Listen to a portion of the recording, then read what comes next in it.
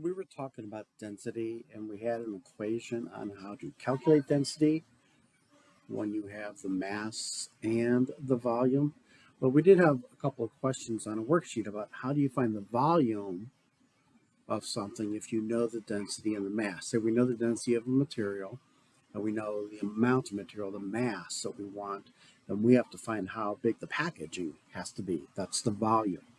So here's this website called Graspable Math, and it allows us to manipulate equations, move things around, and you can actually have numbers in here too for it to solve, something to play with.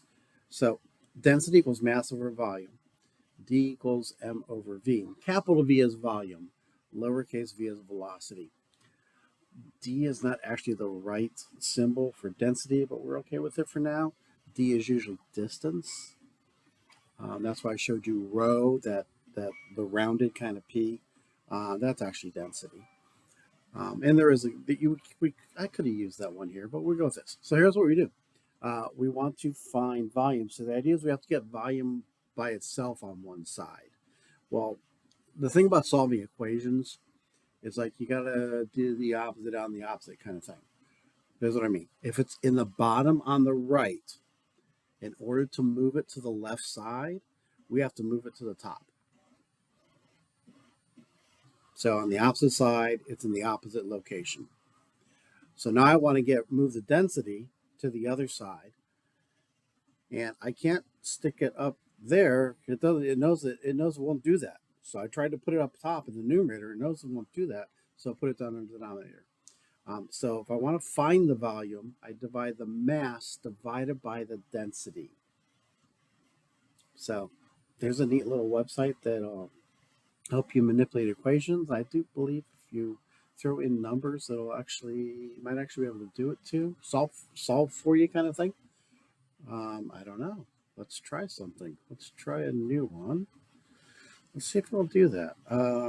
Let's see. Let's go to volume. We wanted to find volume, and let's say we knew where's my equal sign? Equals a mass of 10. And here's the bad thing. We don't put in units. Divided by 2.7, our density for aluminum. Let's do that. And I don't know what it's going to do. Does it actually solve?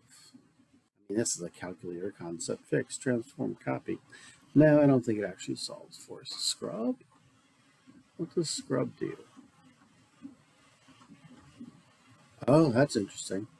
Scrub lets you change numbers to see what happens. Huh. I don't know. I just remembered the website. I hadn't played with it in a couple years. So maybe it's not a great calculator, but I thought it did. I'll have to look at it more because I thought it would actually do that for you. Like in the next line, it would give the answer and you could scrub and see how changing one impacts the other. I'll have to look at some things there. But so there you go. If I want to do, if I'm working with density, I'm going to actually throw the rho in there. If I want to work with density equals mass divided by volume, and I want to find the volume, I need to get the volume by itself on one side. So I'll just move the volume up over here. Again, opposite side goes in the opposite location. Went from the denominator to the numerator, or I go from the numerator to the denominator. And so if I want to find volume, I take the mass divided by the density. Enjoy.